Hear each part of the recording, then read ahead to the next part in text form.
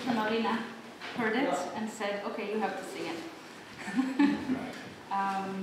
You know that it's a fragment. Yes. Yeah. Apart from the 603 songs Schubert left, Pflicht und Liebe. there's a famous duet called Pflicht und Liebe, by the way. Prof of Paris. It's one of the most beautiful. Schubert only wrote 2 duets, and Pflicht und Liebe for soprano and Sha'ananim is the most wonderfully beautiful song. But this is Pflicht. Pflicht und Liebe, duty. When did he write the Licht, before or after? Sorry? The Licht und Liebe, did he write it before? Yes, probably. Or about the same time, 1816. But I'm saying that as well as the 600 Schubert songs and many vocal ensembles, 2 tenors and baritone unaccompanied, or with piano, or women's chorus, or it's extraordinary. He wrote many ensembles, about 100. But for the true Schubertian fanatic, there are many songs that are left unfinished.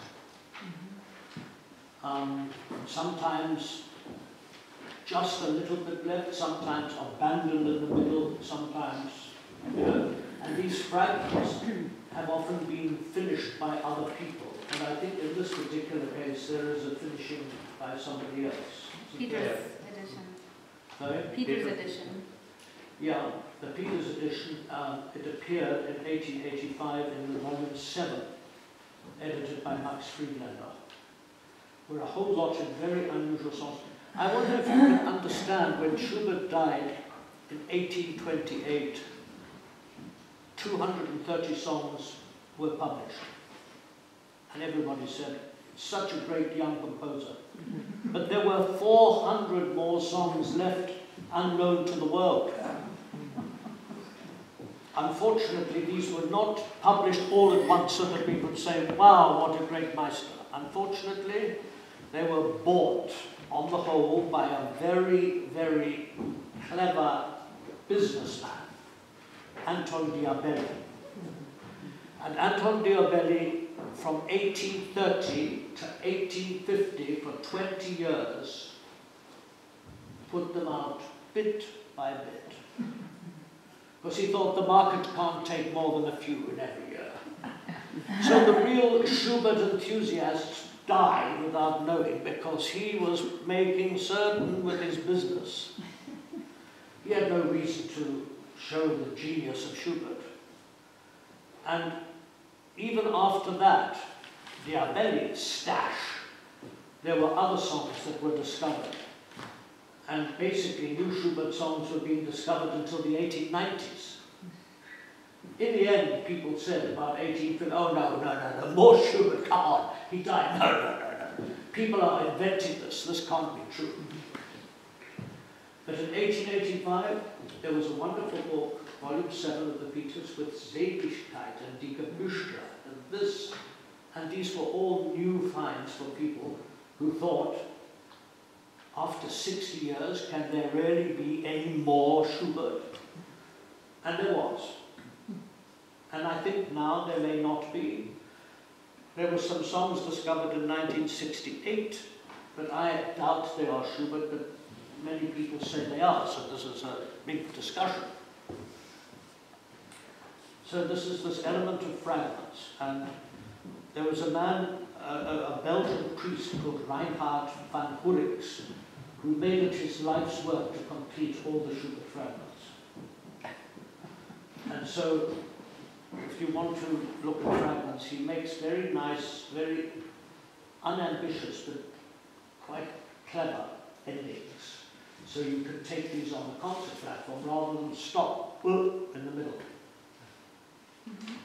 Anyway, this is, if I remember rightly, this is by a poet called Gotte, and it's the only song by Gotte that is set in Schubert. He was a reasonably famous 18th century poet.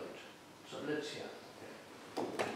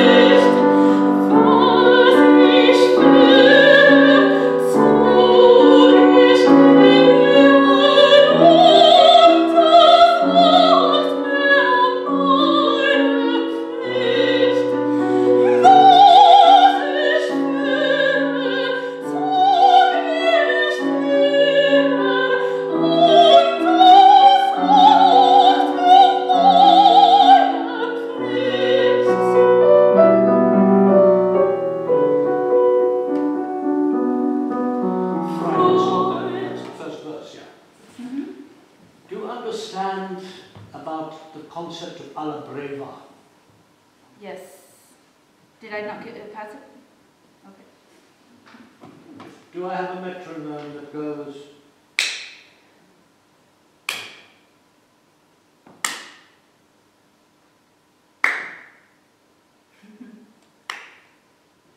No. It wouldn't work. That would be below 20. Yeah, it would stop. Yeah. You understand that when you get a piece of langsam, it does not have to sound langsam. It means that the beat is langsam. Okay. For example, this piece, I'll give you the most famous example.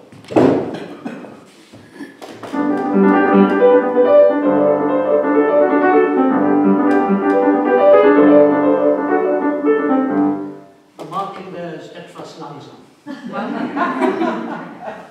Why not? Not.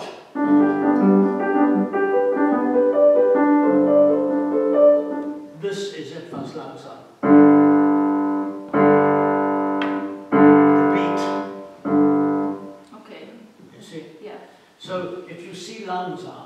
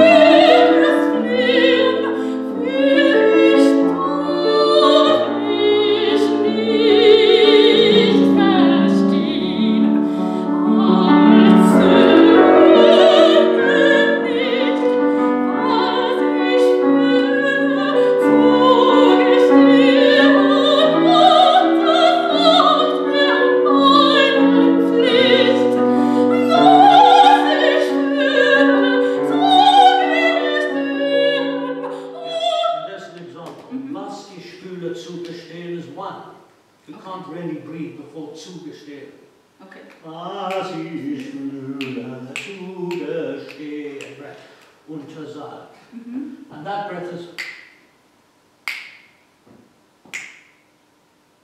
okay. And that fits the Schubert langsam into. I mean, it's very tempting. You were just, you had very nice breath, you were just managing, but there were so many times in that first performance when you were just managing with the breath.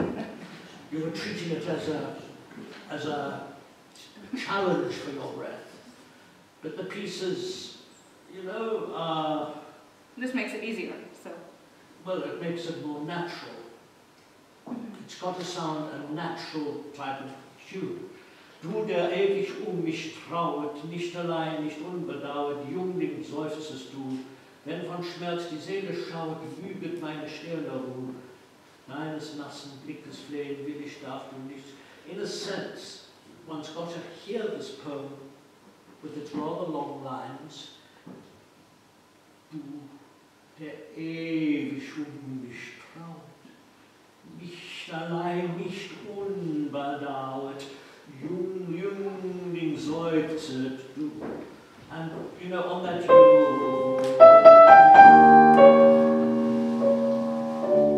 where is your...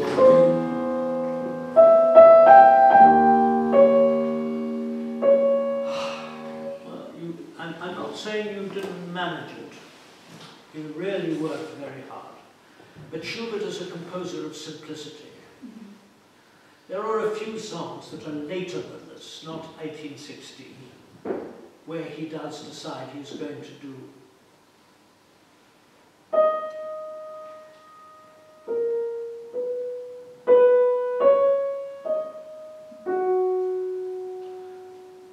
Nacht und Träume. But even that is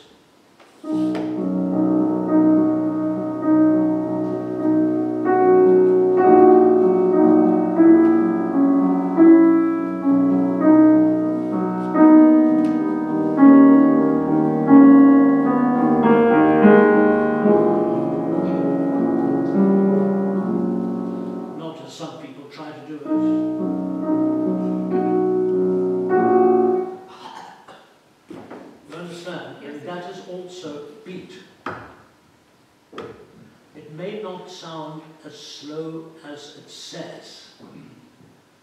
You understand? Yes, In the other feeling words, isn't langsam. particularly with alla breva, which is basically an 18th century concept, which goes back even before to the 17th, 16th century Monteverdi.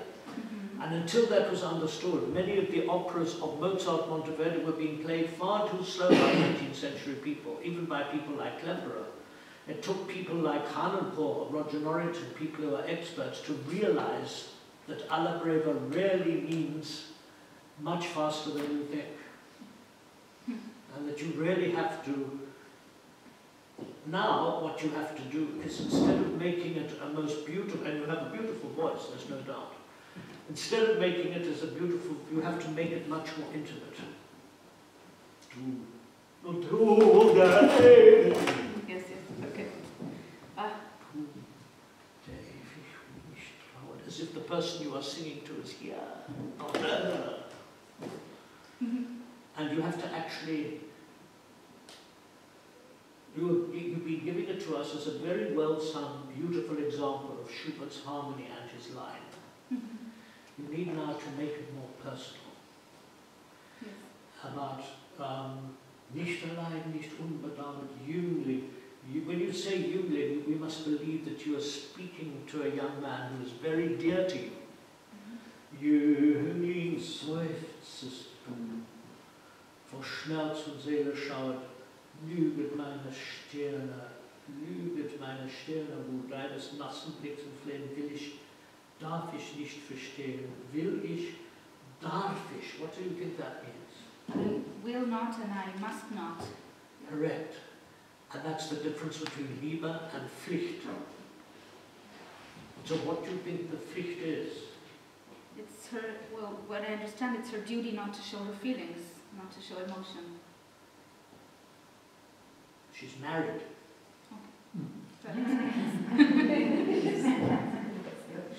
And there is a young man who really is keen on her. And just like in Husserl's great song, Réponse d'une épouse sage, to the Chinese poetry, that's a wonderful song, by the way, where she says, young man, I wonder how you dare come to me. I am the wife of the captain of the guard. I send you and your letter of love away. And I send you this letter with my tears. It cannot be. But my goodness, I would like it to be in another life. This is what your Pflicht is. So she's saying, darf ich nicht verstehen, aber zögere nicht, was ich fühle zu gestehen, untersag mir meine Pflicht. Was ich fühle zu gestehen, untersag mir meine Pflicht. Freund, schweif aus mit deinen Blicken. Lass dich die Natur entzücken, die dir sonst gelacht. Ach, sie wird auch nicht beglücken, wenn sie dich erst glücklich macht. Traute Jüngling, lächle wieder, zieh beim Gruße frohen Sang, steigt die Sonne empor, trübe Sang verzögert. Yes, as far as what I can actually gather, she is saying something very similar. An older woman in her 30s who's got a young man of 19 or 20 crazy about her. Right? And she's saying, you know, life's out there. Understand that I accept your feelings, I understand your feelings. I can't respond to them. But believe you me, there's also a bit of Marie-Thérèse in Rosenkavalier there, you know. Do you not know that? Not yet. In Rosenkavalier, Richard Strauss's opera, the main character is a woman in her 30s who is the Marshal, and she has an affair with a young man who is probably about 19 or 18, and that is played by a mezzo, by the way. This is the great Octavian role, one of the great roles in all opera, Octavian. And in the second act, Octavian meets a young girl his own age who's absolutely fantastic, and they fall in love immediately.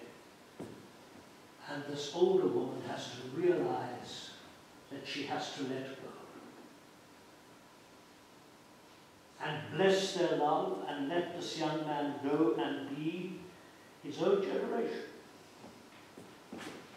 And her pain and her sense of trying to do the right thing, and also her sense of realizing what aging does. She sits in a wonderful part of the opera and looks in front of the mirror and sees the days go by. It's the most wonderful and great role. And in the final trio, which is one of the most beautiful things in opera, they sing her feelings of regret, of realizing that at some time she had to leave and go, the two young lovers, like this. And the last words of this opera are very famous because the innkeeper in the final scene comes in and says, these young people, just see these two youngsters wrapped up in each other, these young people. And she says, yeah, yeah. Yeah. Her last words. The total acceptance. Heartbreaking, really. I mean, you know, you may say, what's a woman like that having a young affair like? But in a sense, these are your emotions. You want to care for him. You want him to realize the beauties of the world, that it's not the end of the world, that he's not going to die because she can't do anything. And also the feeling that without saying too much,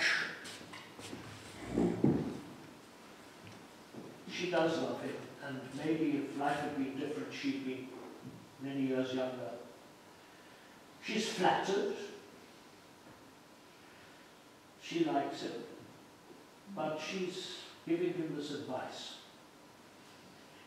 So in a sense, I feel before this, there's been some sort of crisis situation where he's come to her and says, I need to know, do you love me? I need to know where I stand. And she sings this aria in a way, so it's not slow and like this, it's putting a point across, you understand? Mm-hmm. You're putting a point across about how I was feeling. It's going to be fine. It's like that, you know, it's not,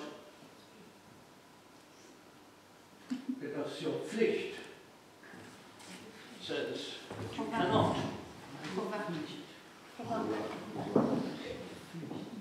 Duty. It also means something that has to be done. For example, in German schools, studying English is Pflicht. It's something that you cannot choose.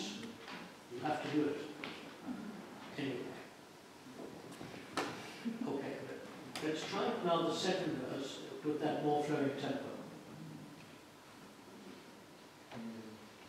We're going to do the interlude and then back, yeah.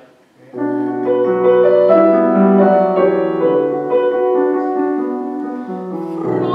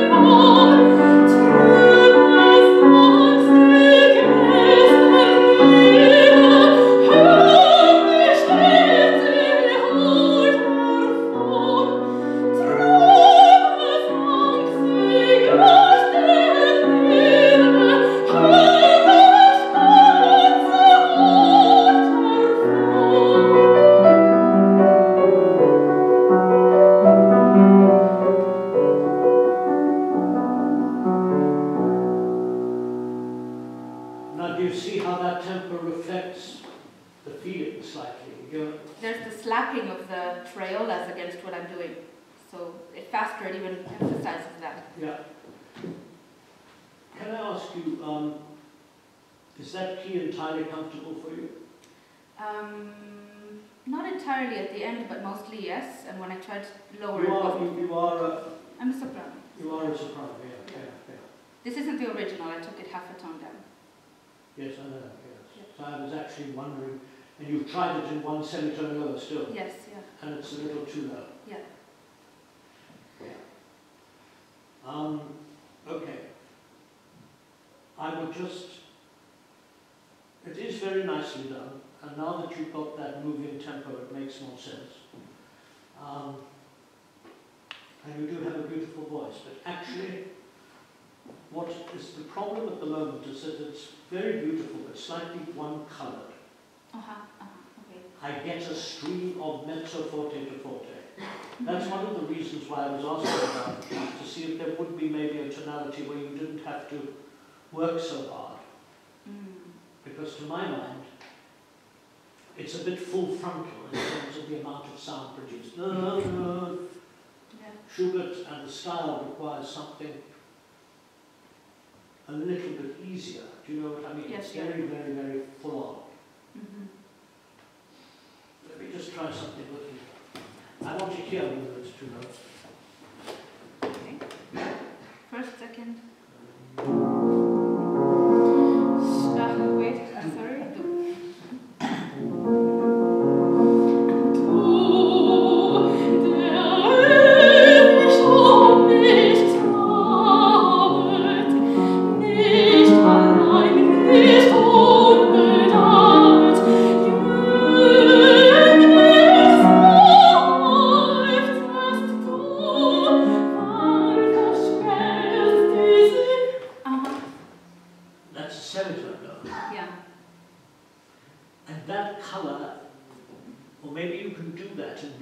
Sometimes in your type of voice, when it goes too high, then work has to begin. And I prefer to feel it slightly coasting. Also, it helps enormously if you can perfect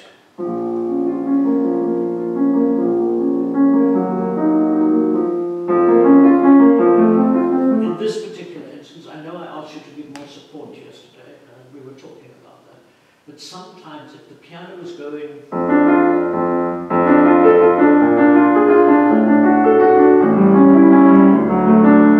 it makes her sing more.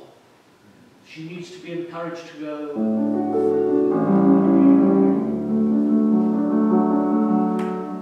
just a little bit less. Just do it in the original now. And try and do der ewig mich trauet. Not du, der ewig mich, du, der ewig mich trauet, nicht allein, nicht unbedaut, Jüngling seufzest du. So it's not you, it's not, you need to actually, you know, if I was to go,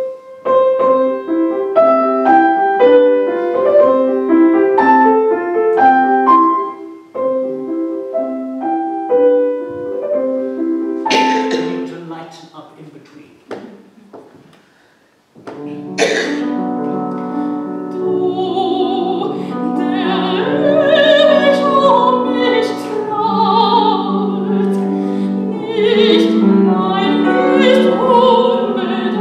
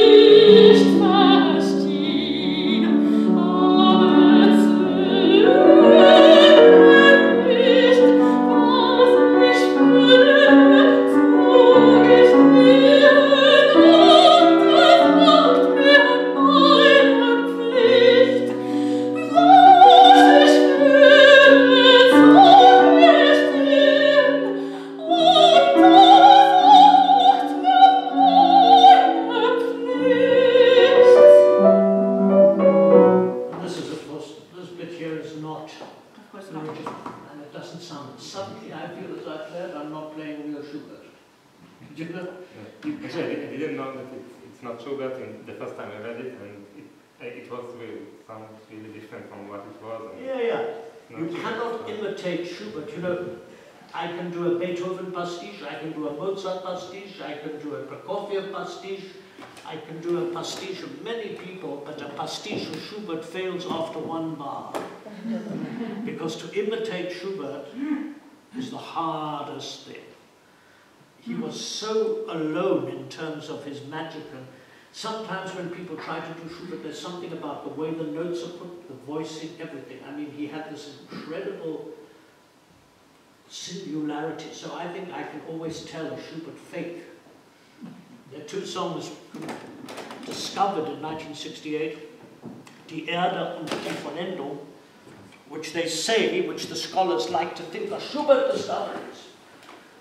And even if they are in his unknown handwriting, he was also able to copy out songs by other people to play, and he had composer friends.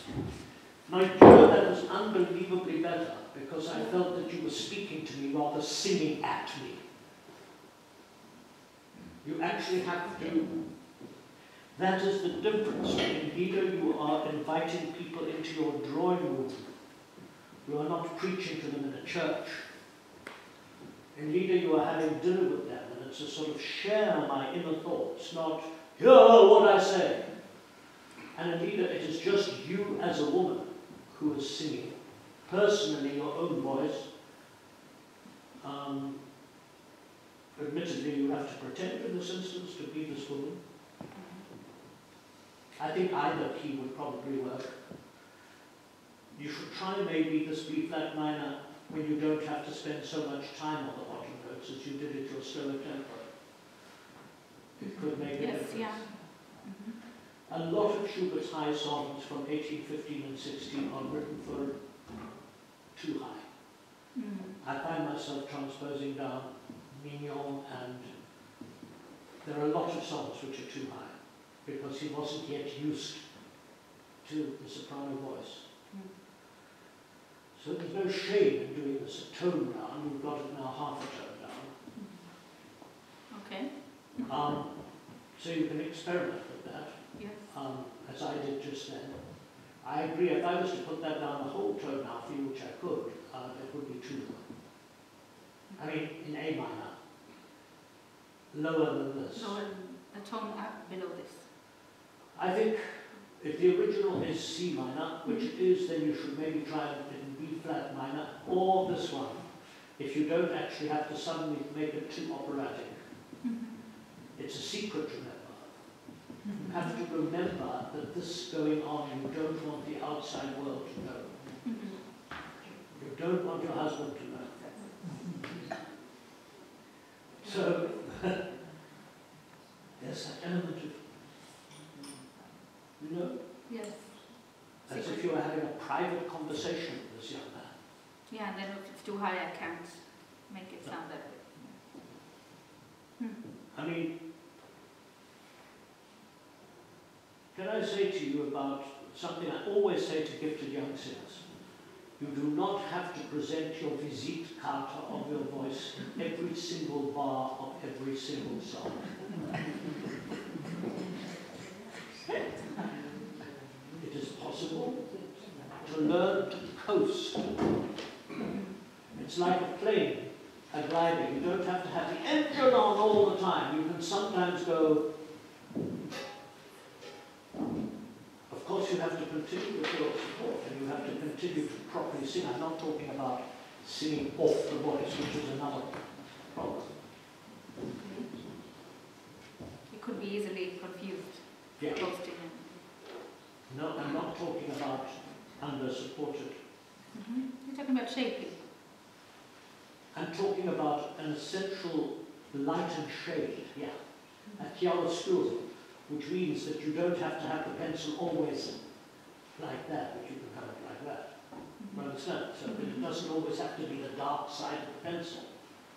It can be the same pencil, but you go like this as opposed to. Yes. It's very similar to drawing. And sometimes young singers get in love with their signature sound.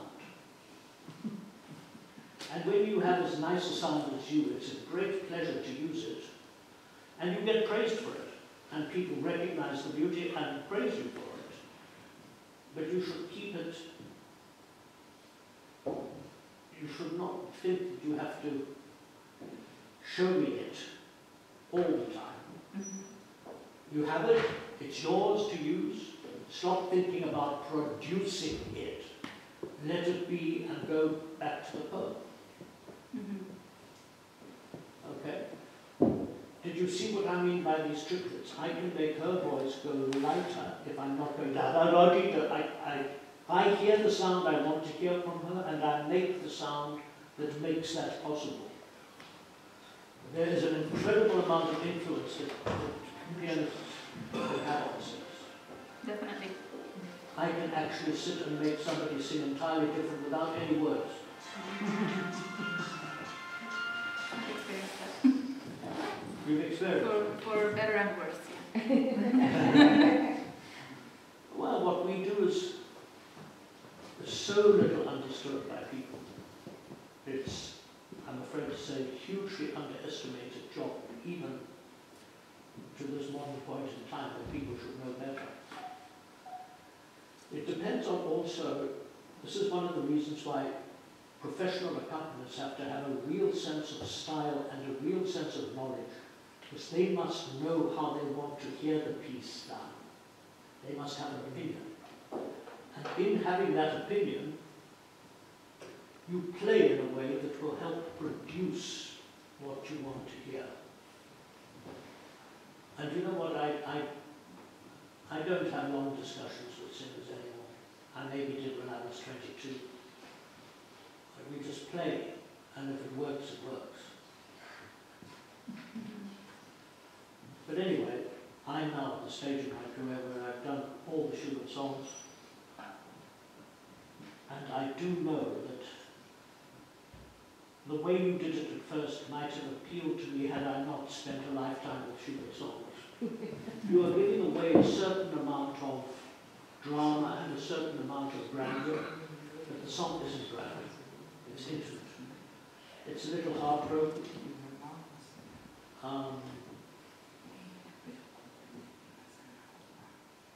In a sort of way, I wonder what produced this feeling with Schubert, why he found it interesting as a song. I read somewhere that it was around when his girlfriend left him because he's a musician.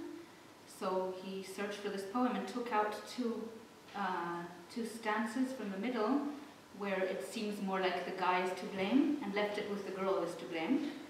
And composed it this way, and they also say that he composed it very high because this woman was a singer that sang very high, so they think it has some connection. Maybe.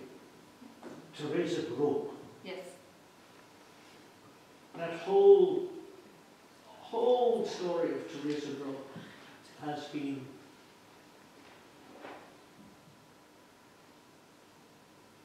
everybody has talked about this girl that Schubert was supposed to be in love with. I think he loved her voice.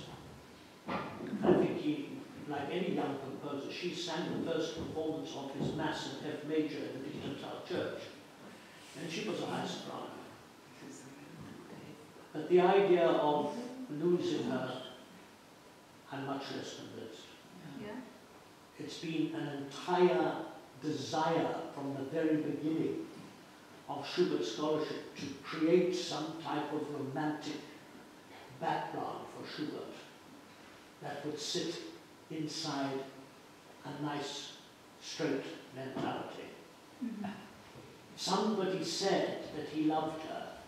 We've no evidence of that from her. And he copied out the book for her and gave it to the brother. But her, yeah, I mean, basically, if I was a young composer with a gifted soprano, I'd do a book for a singer. It wouldn't mean that necessarily every single poem inside was related. It's a theory. It's a theory that people have loved